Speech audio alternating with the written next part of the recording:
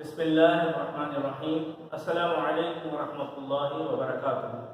Welcome to online classes Iqra Huffaz boys secondary school class 9 और matric के तमाम तलबा को क्लास में फ़िज़िक्स की क्लास में हम खुशामदीद कहते हैं। अज़ीज़ तलबा, पिछली क्लास में हमने आपको मोशन के बारे में, काइनेमेटिक्स के बारे में और मैकेनिक्स के बारे में बताया था। एक छोटा सा इंट्रोडक्शन आपको दिया था। फिर हमने आपको ये बात बताई थी कि मोशन और रेस्ट ये कौन से दो फैक्टर्स हैं जो किसी भी काइनेमेटिक्स के अंडर वर्क कर रहे होते हैं। तो ये बात महसूस की गई कि मोशन और रेस्ट पर थोड़ी सी तफसील और आपको दी जाए और इसमें एक बात का और इजाफा किया जाए जिसे हम फ्रेम ऑफ रेफरेंस कहते हैं। अजीज तलबा, हम इस दुनिया में जहां पर हम रहते हैं, हम वक्त चीजों को हरकत करते हुए देख रहे होते हैं और कुछ चीजें हरकत करती हुई हमसे दूर जा रही होती हैं और कुछ चीजें हमारे साथ साथ हरकत कर रही होती हैं। मोशन किसको कहते हैं और रेस्ट किसको कहते हैं? किस तरह से हम पहचानेंगे कि हम रेस्ट में हैं या मोशन में हैं, या कोई हमारे अलावा दूसरी बॉडी मोशन में है या रेस्ट में है? इस बात को किस तरह से रिकॉग्नाइज किया जाए? एक एग्जाम्पल देखते हैं। आप बस में सफर कर रहे हैं, आपने बस स्टॉप से बस में बैठ के अपना सफर शुरू किया और फिर उसके बाद आप अपनी मंजिल की तरफ रवां दवा हैं। रास्ते में दुकानें भी आ रही हैं, नियॉन साइंस भी आ रहे हैं, सड़कें भी मोड़ पे मुड़ रही हैं और रास्ते बदल रहे हैं, इलाके बदल रहे हैं। तो आपको ये अंदाजा हो जाता है कि हम कितना दूर हो गए, कितना अपनी पहली यानी जहां से हम सवार होते वहां से कितना दूर हो गए और कितना फासला हमारा बाकी रह गया है। ऐसे में अगर आपको नींद आ जाए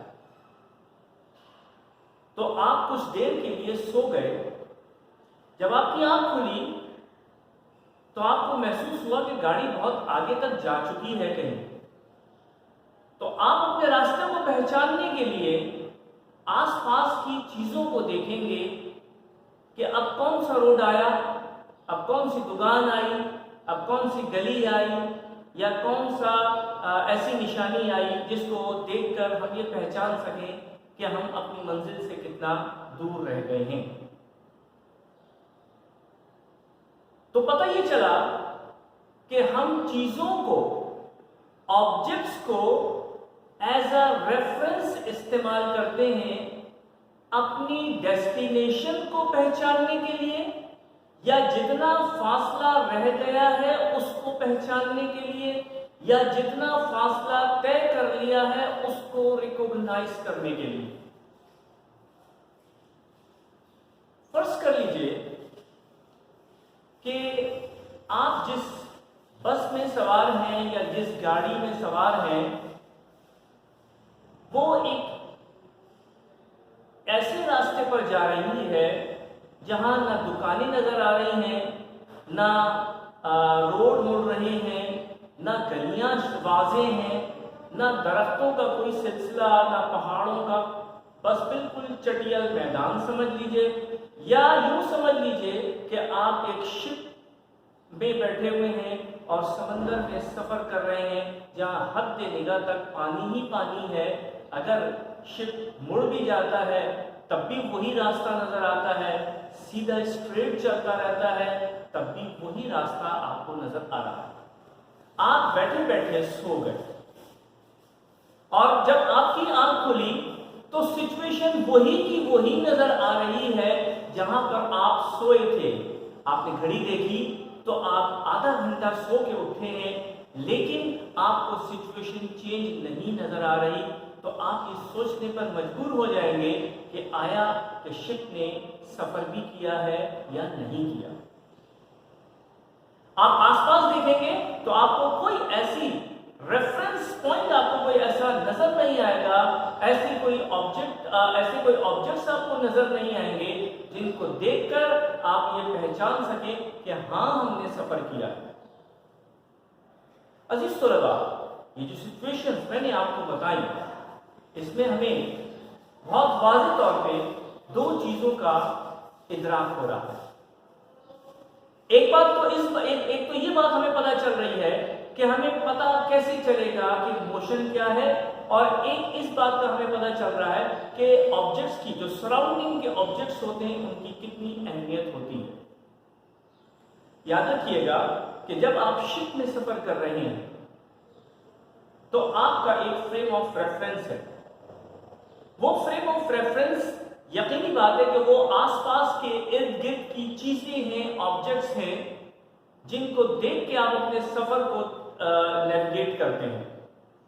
या बस में सफर करते वक्त आपके आसपास की जितनी भी चीजें हैं वो as a frame of reference काम करती हैं। आपके दोस्त ने आपको सी ऑफ कर दिया, आप बस में सफर कर रहे हैं, और बस में सफर करते हुए आपने उसको हाथ हिला के यानी खुदा हाफिज भी कह दिया।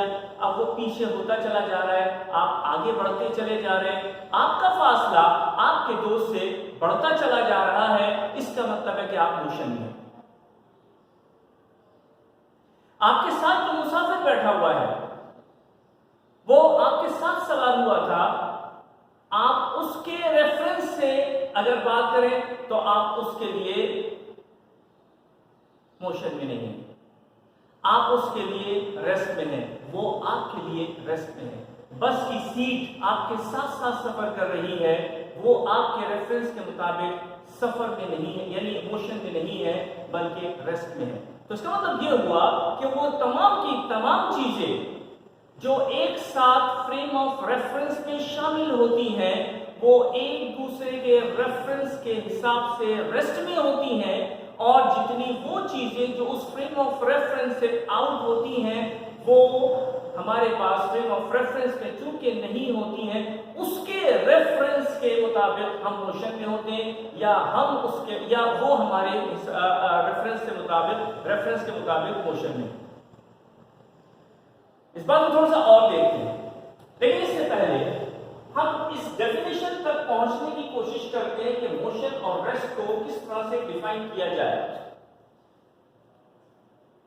जब कोई ऑब्जेक्ट अपने सराउंडिंग के एतबार से अपनी पोजीशन को चेंज करना शुरू कर दे, अगर कोई ऑब्जेक्ट अपने सराउंडिंग के एतबार से अपनी पोजीशन चेंज कर ले, तो हम ये कहते हैं कि ऑब्जेक्ट मोशन में है। और अगर कोई ऑब्जेक्ट अपनी सराउंडिंग के एतबार से अपनी पोजीशन को चेंज ना करे, तो हम ये कहते हैं कि वो स्टेट ऑफ रेस्ट में है। अब आप ये देखिए, मैं यहां पे एक रेफरेंस लाइन ड्रॉ कर रहा हूं। ये हमारे पास एक रेफरेंस लाइन है, मैं इस रेफरेंस लाइन के साथ ही खड़ा हुआ हूं। अब मैं यहां से अपना सफर शुरू करता हूं, तो आप देख सकते हैं कि मैं कुछ फासले पर चला गया, और आप ये देख सकते हैं कि अब लाइन से मेरा फासला बदल गया है, यानी मैंने इस रेफरेंस लाइन के हिसाब से अपनी पोजीशन को चेंज कर लिया है। लेकिन क्या आप मुझे ये बताइए कि इस पट्टी ने, ये लकड़ी की पट्टी यहां लगी हुई है, क्या इसने अपनी पोजीशन इस रेफरेंस लाइन के मुताबिक चेंज की है? नहीं की। चुनांचे हम ये कह सकते हैं कि इसके रेफरेंस के मुताबिक ये रेस्ट में है, इसके रेफरेंस के मुताबिक ये रेस्ट में है, और इसके रेफरेंस के मुताबिक मैं मोशन में। सवाल ये पैदा होता है कि मेरे रेफरेंस के मुताबिक क्या ये भी मोशन में है? तो फिर हमें किसी दूसरे रेफरेंस की जरूरत पेश आती है। किसी दूसरे रेफरेंस की जरूरत पेश आती है।